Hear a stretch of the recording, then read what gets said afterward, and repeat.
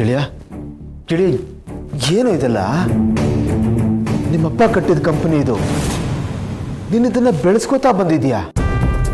ಇವತ್ತು ಈ ಮಟ್ಟಿಗೆ ಬೆಳೆದಿದೆ ಅಂದ್ರೆ ಅದಕ್ಕೆ ಕಾರಣ ನೀನು, ನಿನ್ನ ಪರಿಶ್ರಮ. ಮಗುನ ಸಾಕು ಬೆಳೆಸ್ದಂಗೆ ಬೆಳೆಸಿದ್ಯಾ ಕಣೋ ಈ ಕಂಪ್ನಿನ. ಎಲ್ಲ ಥರದ ಏಳು ಬೀಳುಗಳನ್ನ ನೋಡಿದ್ಯಾ. ಇವತ್ತು ಈ ಕಂಪ್ನಿಗೆ ಒಂದು ಹೆಸರಿದೆ, ವ್ಯಾಲ್ಯೂ ಇದೆ ಅಂದ್ರೆ ಅದಕ್ಕೆ ಕಾರಣ ನೀನು ಕಣೋ, ನೀನೊಬ್ಬನೇ. ಯಾವುದು ಲೆಕ್ಕಕ್ಕೆ ಬರಲ್ಲ ಅನ್ನೋದ. ಇವತ್ತೇನು ಅನ್ನೋದಷ್ಟೇ ಲೆಕ್ಕಕ್ಕೆ ಬರೋದು. ಯಾರಿಗೂ ಹಿಸ್ಟ್ರಿ ಬೇಕಾಗಿಲ್ಲ ಕಣ. ಅದನ್ನ ನೋಡೋ ಪುರ್ಸತ್ತಾಗ್ಲಿ ಕೇಳಿಸ್ಕೊಳ್ಳೋ ಆಸಕ್ತಿ ಆಗಲಿ ಯಾರಿಗೂ ಇಲ್ಲ. ಇವತ್ತೇನು ಅಷ್ಟೇ ಮುಖ್ಯ.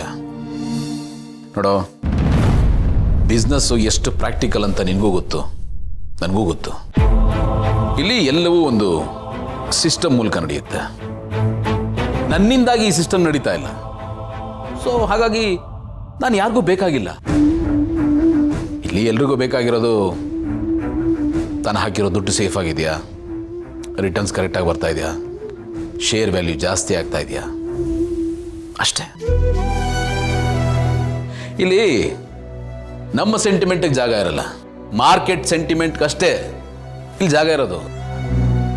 ಮಾರ್ಕೆಟ್ ಕೈ ಹಿಡಿದ್ರೆ ಪಾತಾಳದಲ್ಲಿದ್ದವನು ಆಕಾಶಕ್ಕೇಣೆ ಆಗ್ತಾನೆ, ಝೀರೋ ಆಗಿದ್ದವನು ಹೀರೋ ಆಗ್ತಾನೆ. ಅದೇ ಮಾರ್ಕೆಟ್ ಕೈ ಕೊಡ್ತಾ ಹೀರೋ ಆಗಿದ್ದವನು ಝೀರೋ ಆಗ್ತಾನೆ. ಎಲ್ಲ ಉಲ್ಟಾ ಹೊಡೆಯುತ್ತೆ. ಇಲ್ಲಿ ಯಾರು ನಮ್ಮವರಲ್ಲ ಕಣೋ, ಯಾವುದು ನಮ್ದಲ್ಲ,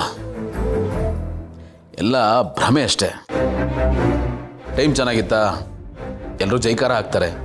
ಅದೇ ಟೈಮ್ ಕೈ ಕೊಡ್ತಾ ಎಲ್ಲವೂ ಕೈ ಕೊಡುತ್ತೆ, ಎಲ್ಲರೂ ಕೈ ಕೊಡ್ತಾರೆ, ಇನ್ನೆಲ್ಲೋ ಕೈ ಜೋಡಿಸ್ತಾರೆ, ಲಾಭ ಅಷ್ಟೇ ನೋಡ್ತಾರೆ ಕಣೋ. ಈ ಜಗತ್ತಿರೋದೇ ಹೀಗೆ, ಏನು ಮಾಡೋಕ್ಕಾಗಲ್ಲ. ಆದರೂ ಇದನ್ನ ಡೈಜೆಸ್ಟ್ ಮಾಡ್ಕೊಳಕ್ಕಾಗ್ತಾ ಇಲ್ಲ ಗೆಳೆಯ. ಇಲ್ಲ ಕಣೋ, ನೋಡ್ದ ಅವ್ರುಗಳನ್ನ ನಿನ್ನ ಮುಂದೆ ಕೂತು ಇಷ್ಟೊಂದು ಮಾತಾಡ್ತಾರಲ್ಲೋ, ಇವ್ರಿಗಷ್ಟು ಧೈರ್ಯ ಎಲ್ಲಿಂದ ಬಂತು ಅಂತ. ಇದನ್ನಲ್ಲಪ್ಪ ರಾಜೇಂದ್ರ ಭೂಪತಿ. ನ್ಯಾಯವಾಗಂತೂ ನಮ್ಮ ವಿರುದ್ಧ ಗೆಲ್ಲಕ್ಕಾಗಲ್ಲ, ಈ ರೀತಿ ಆಟ ಆಡ್ತಾ ಇದ್ದಾನೆ ಅಷ್ಟೇ. ಏನಾದರೂ ಮಾಡ್ಕೊಂಡು ಹಾಳಾಗೋಗ್ಲಿ. ಗೆಳೆಯ, ಆ ಶೇರ್ ರಿಲೇಟೆಡ್ ಪೇಪರ್ಸ್ ಎಲ್ಲ ನಿನ್ನ ಹತ್ರ ಸೇಫ್ ಆಗಿದೆ ಅಲ್ವಾ? ಏನು ಪ್ರಾಬ್ಲಮ್ ಇಲ್ಲ ತಾನೆ? ಸೇಫ್ ಆಗಿದೆ, ಮನೇಲಿದೆ, ಅದೇ ಧೈರ್ಯ ನಾನು. ಆಮೇಲೆ ನಿಮ್ಮಪ್ಪ ಬರೆದಿಟ್ಟಿದಾರಲ್ಲ ವಿಲ್ಲು, ಅದು ತುಂಬ ಇಂಪಾರ್ಟೆಂಟ್ ಕಣೋ. ಎಲ್ಲ ಇದೆ ಕಣೋ, ಏನು ಯೋಚನೆ ಮಾಡಬೇಕಾಗಿಲ್ಲ. ನೋಡೋ, ಎಲ್ಲಿ ನ್ಯಾಯ ಇರುತ್ತೋ ಅಲ್ಲೇ ಜಯ ಸಿಗೋದು. ನಾವು ಸರಿಗಿದ್ದೀವಿ, ಸರಿ ದಾರಿಲಿದ್ದೀವಿ ಅಂದರೆ ಇಡೀ ಯೂನಿವರ್ಸ್ ನನ್ನ ಜೊತೆಗಿರುತ್ತದೆ ಕಣೋ. ಇನ್ನೊಬ್ಬರಿಂದ ಕಿತ್ಕೊಳ್ಳೋದು ಭಾಳ ದಿವಸ ಉಳಿಯಲ್ಲ ಅಂತ. ಸ್ವಂತವಾಗಿ ದುಡಿದ್ರೇ ತುಂಬ ದಿವಸ ಉಳಿಯಲ್ಲ.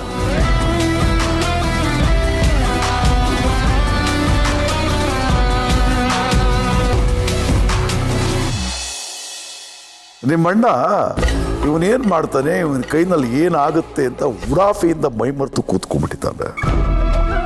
ನಿಮ್ಮಣ್ಣಂಗೆ ಗೊತ್ತಿಲ್ಲ, ನಾನು ಹೊಗಳೋ ನಾಯಿ ಎಲ್ಲ ಕಚ್ಚೋ ನಾಯಿ ಅಂತ.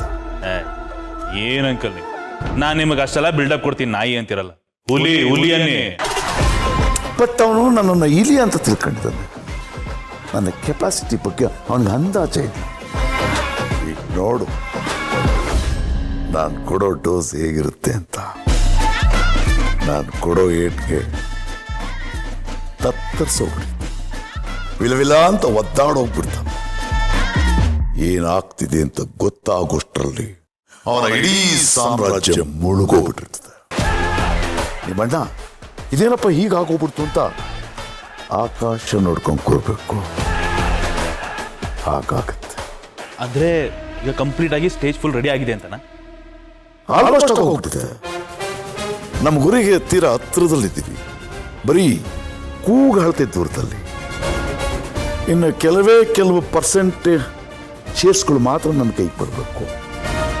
ಅದೇನಾದ್ರೂ ಬಂದುಬಿಟ್ರೆ ನಿಮ್ಮ ಅಣ್ಣನ ಆ ಚೇರಿಂದ ಕೆಳಗಡೆ ಇಳಿಸ್ಬಿಡ್ತೀನಿ. ಅದೇಗೆ ಸಾಧ್ಯ ಅಂಕಲ್? ಅಣ್ಣನ ಹತ್ರ ಇರೋದು 51% of the shares, that is maximum share. ನೀವು ಹೊರಗಡೆ ಇರೋ ಅಷ್ಟು ಪರ್ಸೆಂಟೇಜ್ ಆಫ್ ಶೇರ್ಸ್ನ ಪರ್ಚೇಸ್ ಮಾಡಿದ್ರು ಅಣ್ಣ ಇಲ್ಲಿ ಅಪ್ಪರ್ ಹ್ಯಾಂಡ್ ಆಗಿರ್ತಾನೆ. ಅವನು ಅಪ್ಪರ್ ಹ್ಯಾಂಡ್ ಆಗಿರೋವರೆಗೂ ಅವನನ್ನು ಯಾರು ಅಳ್ಳಾಡ್ಸಕ್ ಆಗೋದಿಲ್ಲ. ಅದಕ್ಕೆ ಹೇಳೋದು ನೀನು ಎಡಸು ಅನುಭವ ಕಮ್ಮಿ ಅಂತ. ನಿಮ್ಮ ಅಣ್ಣ ತನ್ನ ಹೆಸರಲ್ಲಿರೋ ಒಂದಷ್ಟು ಶೇರ್ಸ್ಗಳನ್ನ ಫ್ಯಾಮಿಲಿಯವರ ಹೆಸರಿಗೂ ಮಾಡಿರ್ತಾನಲ್ವಾ?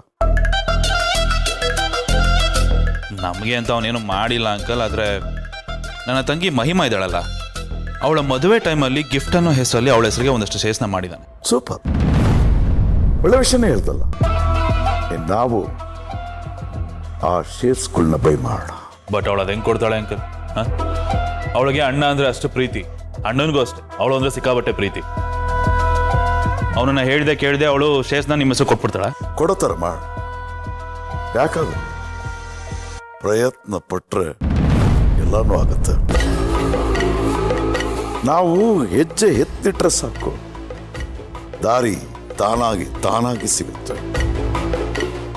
ಡೋಂಟ್ ವರಿ, ನಾನೆಲ್ಲ ನೋಡ್ಕೋತೀನಿ.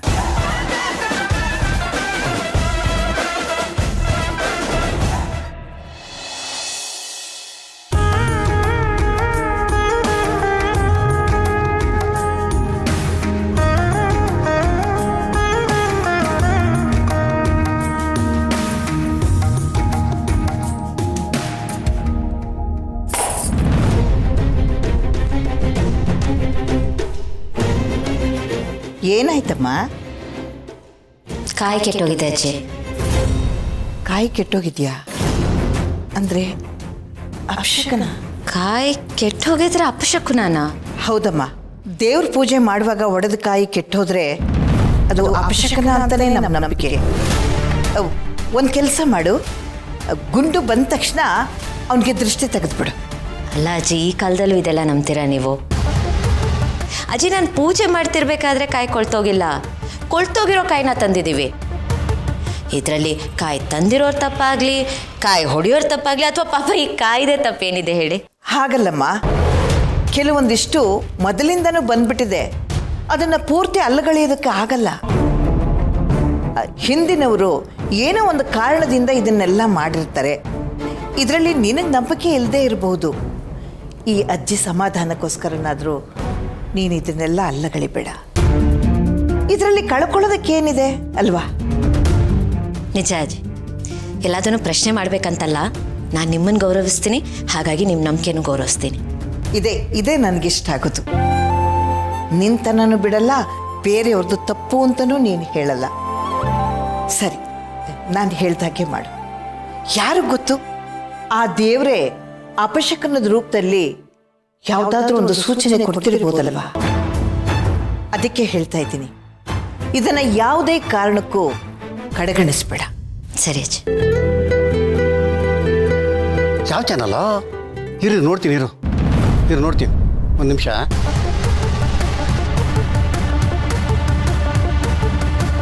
ಎಲ್ಲ ಶೇಕ್ ಇದು ಶೇರ್ ಕಹಾನಿ. ಭುಗಿಲೆದ್ದ ಆಂತರಿಕ ಕಲಹ, ಬಯಲಾಯ್ತು ದೊಡ್ಡ ಕಂಪನಿಯ ಬಂಡವಾಳ.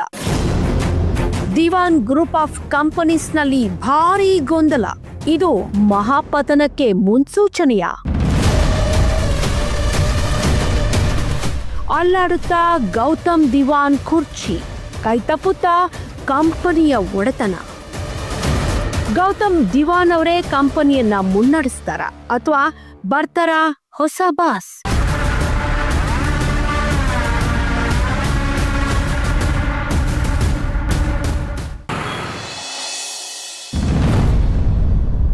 ಸರ್, ಜೀವ ಅವ್ರು ಬರ್ತಾ ಇದ್ದಾರೆ.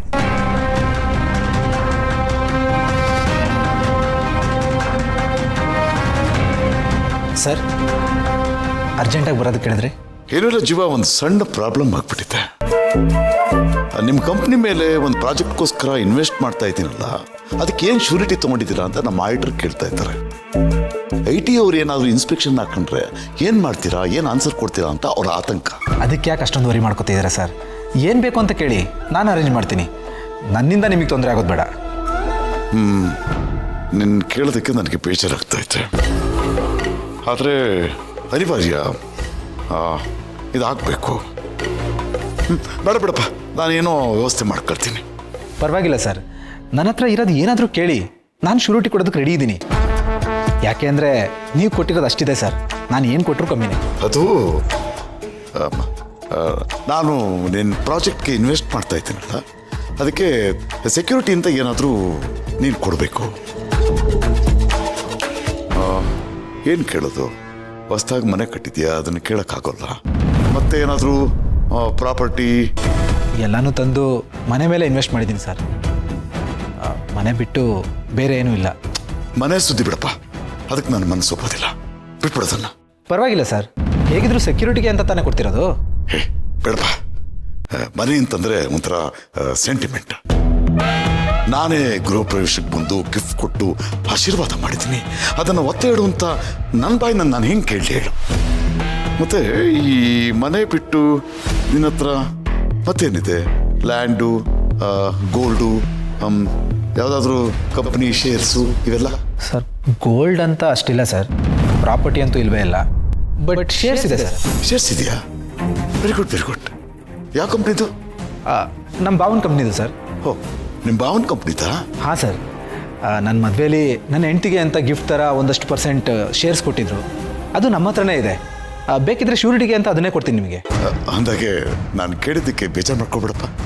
ಸಹಾಯ ಮಾಡಿ ಸೆಕ್ಯೂರಿಟಿ ಕೇಳ್ತಾ ಇದ್ದಾರಲ್ಲ ಅಂತ ಏನು ಅಂದ್ಕೋಬೇಡ ನೀನು. ಜಸ್ಟ್ ಫಾರ್ಮಾಲಿಟೀಸ್ ಅಷ್ಟೇ. ಇಲ್ಲ ಸರ್, ನಾನು ಏನೂ ಅಂದ್ಕೊಳ್ಳಲ್ಲ. ನನಗೂ ಅರ್ಥ ಆಗುತ್ತೆ ಸರ್. ಒಂದು ½ ಅವರ್ ಸರ್, ನಾನು ಹೋಗಿ ತಗೊಬಂದ್ಬಿಡ್ತೀನಿ. ಸರಿ ಸರ್.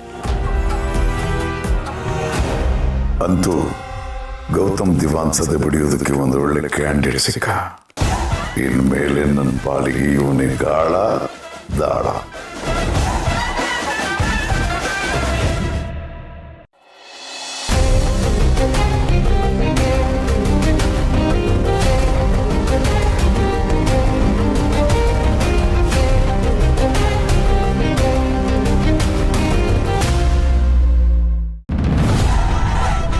ಅವನು ಆ ಶೇರ್ಸ್ ಪೇಪರ್ಸ್ಗಳನ್ನೆಲ್ಲ ತರ್ತಾನೆ ಇದೆಯಾ? 100% ತರ್ತಾರೆ ಸರ್. ಯಾಕಂದರೆ ಅವರಿಗೆ ನಿಮ್ಮ ಮೇಲೆ ನಂಬಿಕೆ ತುಂಬಾ ಇದೆ ಅಲ್ವಾ? ಹೌದು ಸರ್. ತರ್ತಾನೆ. ಸಾರಿ ಸರ್, ಲೇಟ್ ಆಗೋಯ್ತು. ಪರವಾಗಿಲ್ಲಪ್ಪ, ಪರವಾಗಿಲ್ಲ. ತಗೊಳ್ಳಿ ಸರ್. ಮತ್ತೆ ಹೇಳ್ತಾ ಇದ್ದೀನಪ್ಪ, ನನ್ನ ಬಗ್ಗೆ ಏನು ಅಂದ್ಕೋಬೇಡ. ಇಲ್ಲ ಸರ್, ಪರವಾಗಿಲ್ಲ. ನಾನೇನು ಬರ್ತೀನಿ ಸರ್. ಒಳ್ಳೇದಾಗಲಿ.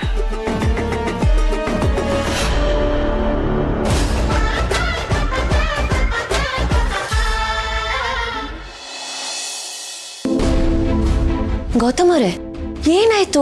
ನಾನು ನ್ಯೂಸಲ್ಲಿ ನೋಡಿದೆ, ಆಫೀಸಲ್ಲಿ ಏನೋ ಸಮಸ್ಯೆ ಆಗಿದೆ, ನಿಮ್ಮ ಕುರ್ಸಿಗೆ ಸಂಸ್ಕಾರ ಅಂತೆಲ್ಲ. ನಾನು ಕಾಲ್ ಮಾಡಿದೆ, ನೀವು ತೆಗ್ದಿಲ್ಲ. ಏನಾಯ್ತು ಅಂತದ್ದು?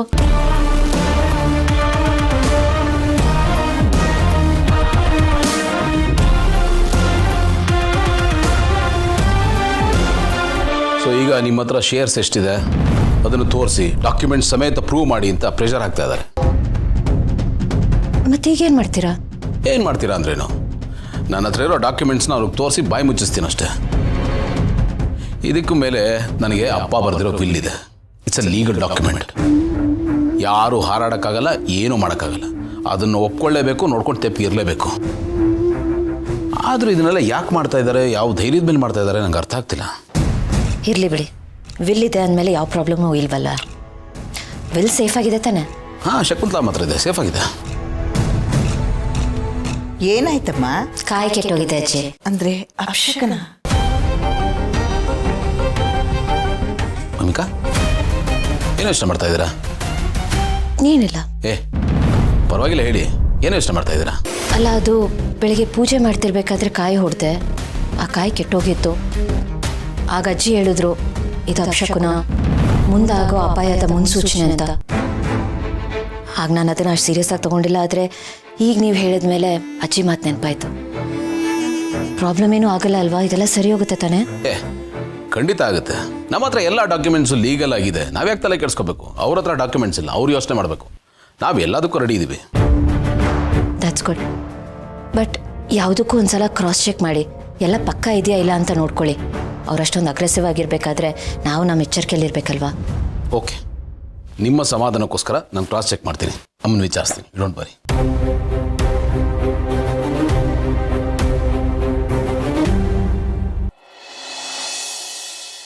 Apeksha, please, I have work to do. 5 minutes ಸುಮ್ಮನೆ ಇದ್ಬಿಡಿ ಪ್ಲೀಸ್. 5 minutes? ನೋವೇ ಚಾನ್ಸ್ ಅಲ್ಲ, ಅಷ್ಟೊಂದೆಲ್ಲ ವೇಟ್ ಮಾಡಕ್ ಆಗೋದಿಲ್ಲ ನನಗೆ. I love irritating you. This is my favourite game, you know. Apeksha ನಿಮ್ಗೆ ಅರ್ಥ ಆಗಲ್ವಾ ಒಂಟೆ ಮಾಡಿದ್ರೆ ನಾನು ಆಫೀಸ್ ಕೆಲಸ ಅಂದ್ರೆ ನೀವು ತಮಾಷೆ ಅಂತ ತಿಳ್ಕೊಂಡಿದ್ದೀರಾ? ನಂಗೆ ತುಂಬಾನೇ ಟೆನ್ಷನ್ ಇರುತ್ತೆ ಕಣ್ರಿ. ಅಲ್ಲ, ಈ ಕಡೆ ನಾನು ಖುಷಿಯಾಗಿರುವಾಗ ನಿಮ್ಮ ಮೂಡ್ ಅಪ್ಸೆಟ್ ಆಗಿದೆ. ಇಲ್ಲಿ ನಾನೇನಾದ್ರೂ ಸೀರಿಯಸ್ ಆಗಿ ಕೆಲಸ ಮಾಡ್ತಾರೆ ಬಂದು ನಾನು ತಲೆ ತಿಂತೀನಿ. ಒಟ್ಟಿನಲ್ಲಿ ನನಗೆ ಇರಿಟೇಟ್ ಮಾಡೋದು ಅಂದ್ರೆ ನಿಮ್ಗೆ ತುಂಬಾನೇ ಇಷ್ಟ ಅಲ್ವಾ? ಸಾಕ್ ನಿಲ್ಸಿ ಭಾರತ. ದೊಡ್ಡದಾಗಿ ಹೇಳ್ಬಿಟ್ರು ಕೆಲ್ಸ ಅಂತ ಕೆಲ್ಸ. ಏನಂತ ಕೆಲ್ಸ ನಿಮ್ದು? 3 ಹೊತ್ತು ಕೆಲ್ಸ ಅಂತಿರ್ತೀರಲ್ವಾ? ಏನ್ ಅಂತ ಟೆನ್ಷನ್ ಪ್ರಪಂಚದಲ್ಲಿ ಇಲ್ಲದೆ ಇರೋಂಥದ್ದು? ರೀ ಯಾಕ್ರಿ ಇಷ್ಟೊಂದು ಇನ್ಸೆನ್ಸಿಟಿವ್ ಆಗಿ ಮಾತಾಡ್ತಿದ್ದೀರಾ? ಆಫೀಸಲ್ಲಿ ಏನ್ ನಡೀತಾ ಇದೆ ಅಂತ ಗೊತ್ತಾ ನಿಮ್ಗೆ? ಗೊತ್ತಿದೆ, ಸುಮ್ಮನೆ ಏನೇನೋ ನಾನ್ಸೆನ್ಸ್ ಮಾತಾಡಬಾರ್ದು. ನಾನ್ಸೆನ್ಸ್? ಈಗ ನಾನು ನಾನ್ಸೆನ್ಸ್ ಮಾತಾಡದ್ನಾ? ಓಕೆ, ಆಫೀಸಲ್ಲಿ ಏನ್ ನಡೀತಿದೆ ಅಂತದ್ದು ತಿಳ್ಕೊಬೋದಾ ನಾನು? ನೋಡಿ, ನಮ್ಮ ಕಂಪ್ನಿ ಮುಳುಗೋ ಸ್ಟೇಜಲ್ಲಿ ಇದೆ. ಅದು ಯಾವನೋ ಬಂದು ನಮ್ಮ ಕಂಪ್ನಿ ಮೆಜಾರಿಟಿ ಶೇರ್ಸ್ನೆಲ್ಲ ಬೈ ಮಾಡ್ತಾ ಇದೆ. ಒಂದು ಸ್ವಲ್ಪ ಹೆಚ್ಚು ಕಮ್ಮಿ ಆದ್ರೂ ಕಂಪ್ನಿ ಬೇರೆಯವ್ರ ಪಾಲಾಗೋಗುತ್ತೆ. ಆಮೇಲೆ ಎಲ್ಲರೂ ತಲೆ ಮೇಲೆ ಕೈ ಇಟ್ಕೊಂಡು ಕೂತ್ಕೋಬೇಕಾಗತ್ತೆ. ಸಿಚುವೇಶನ್ ತುಂಬಾನೇ ಸೀರಿಯಸ್ ಆಗಿದೆ ಅಪೇಕ್ಷಾ, ಪ್ಲೀಸ್ ಅರ್ಥ ಮಾಡ್ಕೊಳ್ಳಿ. ಏನ್ ಸೀರಿಯಸ್ನೆಸ್ಸು? ಏನಾಗುತ್ತೆ ಶೇರ್ಸ್ ಅವ್ರು ತಗೊಂಡ್ರೆ? ಹೇಳ್ದ್ನಲ್ಲ, ಇಷ್ಟು ದಿನ ನಾವು ಬೇರೆಯವ್ರಿಗೆ ಕೆಲಸ ಕೊಡ್ತಾ ಇದ್ವಿ, ಆಮೇಲೆ ನಾವು ಬೇರೆಯವ್ರ ಕೆಳಗಡೆ ಕೆಲಸ ಮಾಡ್ಬೇಕಾಗತ್ತೆ. ಹಾಗಾದ್ರೆ ಒಳ್ಳೇದೇ ಆಯ್ತು ಬಿಡಿ. ಏನು ಒಳ್ಳೇದಾಯ್ತಾ? ಹೇಗ್ರಿ ಅದು? ಹೇಗೆ ಅಂದ್ರೆ, ಕಂಪನಿ ನಮ್ ಕೈಯಲ್ಲಿರೋದಕ್ಕೆ ಅಲ್ವಾ ನೀವು ಇಷ್ಟೊಂದು ಬ್ಯುಸಿ ಆಗಿರೋದು. ಅದೇ ಕಂಪನಿ ಬೇರೆಯವ್ರ ಕೈಯಲ್ಲಿದ್ರೆ ನೀವು ಅಲ್ಲಿ ಜಸ್ಟ್ ಎಂಪ್ಲಾಯ್ ಆಗಿರ್ತೀರಾ. ಅವಾಗ ನಿಮ್ಗೆ ತುಂಬಾ ಕೆಲಸ ಇರೋದಿಲ್ಲ, ತುಂಬಾ ಬರ್ಡನ್ ಇರೋದಿಲ್ಲ. So that I can spend time with you. Company ಬೇರೆಯವ್ರ ಪಾಲಾದ್ರೇನೆ ಸರಿ ಬಿಡಿ. ಅಪೇಕ್ಷಾ, ಏನ್ರಿ ಮಾತಾಡ್ತೀರಾ ನೀವು? ಒಂದು ಕಂಪನಿ ಕಟ್ಟೋದಕ್ಕೆ ಎಷ್ಟು ಕಷ್ಟಪಡ್ಬೇಕು ಅಂತ ಗೊತ್ತೇನ್ರಿ ನಿಮ್ಗೆ? ಅಪ್ಪ ಮತ್ತೆ ಬಿಗ್ ಬ್ರೋ ತುಂಬಾ ಕಷ್ಟಪಟ್ಟು ಕಂಪನಿನ ಕಟ್ಟಿದ್ದಾರೆ. ನೋಡಿ, ಕಂಪ್ನಿ ಕೆಲಸ ಅಂದ್ರೆ ಬರೀ ಹೊಟ್ಟೆಪಾಡಿನ ಕೆಲಸ ಅಲ್ಲ, ಅದಕ್ಕೆ ಒಂದು ಎಮೋಷನ್ಸ್ ಇರುತ್ತೆ. ನಮ್ಮ ಕಂಪನಿಗೂ ಫ್ಯಾಮಿಲಿಗೂ ತುಂಬಾನೇ ಡೀಪ್ ಕನೆಕ್ಷನ್ಸ್ ಇದೆ. ಪ್ಲೀಸ್ ಅದನ್ನ ಅರ್ಥ ಮಾಡ್ಕೊಳ್ಳಿ. ಅದ್ರ ಬಗ್ಗೆ ಲೈಟ್ ಆಗಿ ಮಾತಾಡಿದ್ರೆ ನಂಗೆ ಇಷ್ಟ ಆಗಲ್ಲ. ಅಲ್ಲ, ಕಂಪನಿ ಕೈ ತಪ್ಪೋಗ್ತದೆ ಅಂತ ನಾನು ಟೆನ್ಷನ್ ಮಾಡ್ಕೊಂಡಿದ್ದೀನಿ. ನೀವು ನೋಡಿದ್ರೆ ಇಲ್ಲಿ ಬಂದು ನಾನ್ಸೆನ್ಸ್ ಮಾತಾಡ್ತಾ ಇದ್ದೀರಾ. ನೋಡಿ, I don't have time for this. Big bro ನನಗೆ ಕೆಲಸ ಕೊಟ್ಟಿದ್ದಾನೆ, I have to finish it. ಹಾ, ತುಂಬಾ ಚೆನ್ನಾಗಿದೆ ಪಾರ್ಥ. ಇದು ಎಲ್ಲ ಟೆನ್ಷನ್ ನಿಮ್ ತಲೆ ಮೇಲೆ ಹಾಕಿ ಅವ್ರು ಮಾತ್ರ ಅಲ್ಲಿ ಆರಾಮಾಗಿದ್ದಾರೆ, ಹೆಂಡತಿ, ಫ್ರೆಂಡ್ಸು, ಫ್ಯಾಮಿಲಿ ಅಂದ್ಕೊಂಡು. ನೀವು ಮಾತ್ರ ಇಲ್ಲಿ 3 ಹೊತ್ತು ಕೆಲಸ ಅಂದ್ಕೊಂಡು ಕತ್ತೆ ತರ ದುಡಿತಾ ಇದ್ದೀರಾ. ರೀ, ಏನ್ರಿ ಮಾತಾಡ್ತೀರಾ ನೀವು?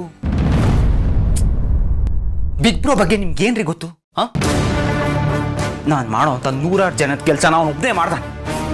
ಈ ಕಡೆ ಬಿಸ್ನೆಸ್ ಅಫೇರ್ಸ್ ಮೇಂಟೈನ್ ಮಾಡ್ತಾನೆ, ಫ್ಯಾಮಿಲಿ ಮೇಂಟೈನ್ ಮಾಡ್ತಾನೆ, ಆಫೀಸ್ಗೂ ಬರ್ತಾನೆ. ಅವನಿಗೆ ತುಂಬಾನೇ ಎಕ್ಸ್ಪೀರಿಯನ್ಸ್ ಇದೆ ಅಪೇಕ್ಷಾ. ಅವನ ನೋಡಿ ಕಲಿಯೋದು ತುಂಬಾನೇ ಇದೆ. ಅದಕ್ಕೆ ನನಗೆ ಫ್ಯಾಮಿಲಿಗೆ ಟೈಮ್ ಕೊಡೋಕೆ ಆಗ್ತಾ ಇಲ್ಲ. ನೋಡಿ, ಇದರಲ್ಲಿ ಬಿಗ್ ಬ್ರೋದು ಫಾಲ್ಟ್ ಇಲ್ಲ. Please don't involve him in this. ಹಾಗಂತ ನೀವು ಅಂದ್ಕೊಂಡಿದ್ದೀರಾ, ಬಟ್ ಸತ್ಯ ಏನು ಅಂತ ನನಗೆ ಗೊತ್ತು. ಎಲ್ಲ ಅಕ್ಕನ ಪ್ಲಾನೇ ಆಗಿರತ್ತೆ. ಇದರಲ್ಲೆಲ್ಲ ತುಂಬಾ ಹುಷಾರಲ್ವಾ ಅವಳು? ನಾಜುಕಾಗಿ ಭಾವನ್ ತಲೆ ಬಿಸಿನೆಲ್ಲ ನಿಮ್ ತಲೆಗೆ ಟ್ರಾನ್ಸ್ಫರ್ ಮಾಡ್ಸಿರ್ತಾಳೆ. ಅವಳು ಮಾತ್ರ ಗಂಡನ ಜೊತೆ ಹಾಯಾಗಿರ್ತಾಳೆ. ಹೆಸರಿಗೆ ಮಾತ್ರ ನೀವು ಮೈದಿನ ನನ್ನ ತಂಗಿ, ಆ ಥರ ಯಾವ ಕನ್ಸನೂ ಇಲ್ಲ ಅವಳಿಗೆ. ಅರ್ಥ ಮಾಡ್ಕೊಳ್ಳಿ. ನೋಡಿ ನೋಡಿ, ಹೇಗೆ ಯೋಚನೆ ಮಾಡ್ತಾ ಇದ್ದೀರಾ? ಅದಕ್ಕೂ ಇದಕ್ಕೂ ಯಾಕ್ರಿ ಲಿಂಕ್ ಮಾಡ್ತಾ ಇದ್ದೀರಾ? ಇದ್ರ ಅದಕ್ಕೆ ಏನು ಫಾಲ್ಟ್ ಇದೆ? ಅವ್ರೇನು ಮಾಡಿದ್ದಾರೆ ಪಾಪ ಅದಕ್ಕೆ? ಲುಕ್ ಅಪೇಕ್ಷಾ, ಈ ಆರ್ಗ್ಯುಮೆಂಟ್ನ ಇದಕ್ಕೆ ಬಿಟ್ಬೇಡ. ಇದರಿಂದ ಏನೂ ಯೂಸ್ ಇಲ್ಲ. Okay, just leave it.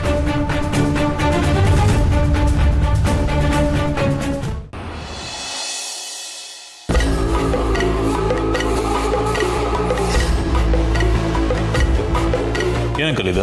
ತೆಗೆದು ನೋಡು.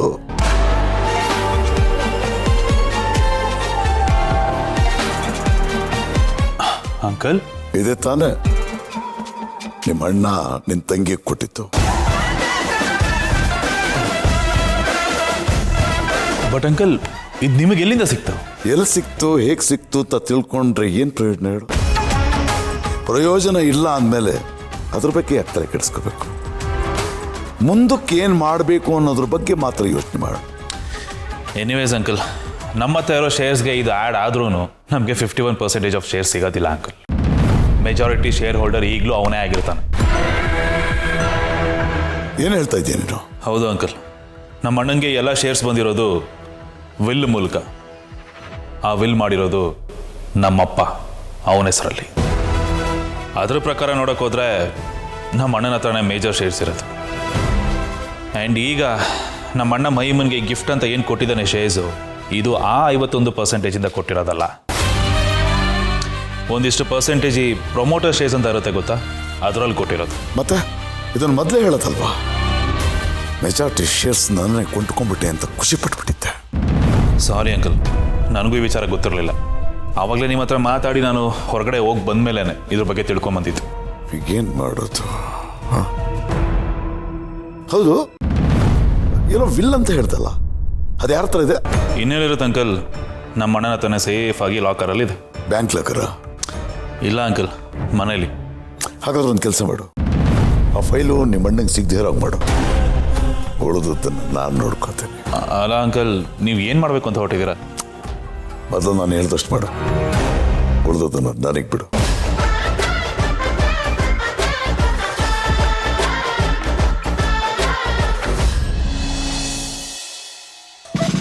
ಏನು ನಾಲಿಗೆ ಅಣ್ಣ ನಿಂದು? ಬೆಳಗ್ಗೆ ತಾನೇ ನಮ್ಮ ಕಂಪ್ನಿ ಕೈ ತಪ್ಪೋದ್ರಿ ಅಂತ ಹೇಳಿದೆ, ಹಾಗೆ ಆಗೋ ಥರ ಇದೆ. ಏನು ಪ್ರಾಬ್ಲಮ್ ಆಗಲ್ಲ ತಾನೆ? ಏನು ಸಿಸ್ಟರ್ ನೀನು ನಮ್ಮ ಗೌತಮ್ ಸುಲಭವಾಗಿ ಬಿಟ್ಬಿಡ್ತಾನ? ಅಮ್ಮ ಬಾ ಗೌತಮ್, ಕೂತ್ಕೋ ಕೂತ್ಕೋ ಕೂತ್ಕೋ. ಕೂತ್ಕೋ ಗೌತಮ್. ಏನಮ್ಮ? ಅಮ್ಮ, ಅಪ್ಪ ಬರೆದಿರೋ ಬಿಲ್ ಇತ್ತಲ್ಲ, ಅದು ನನಗೆ ಬೇಕಿತ್ತು. ಯಾಕೆ? ಹೇಳ್ತೀನಿ, ಅದೆಲ್ಲಿದೆ ಹೇಳಿ. ಲಾಕರಲ್ಲಿದೆ.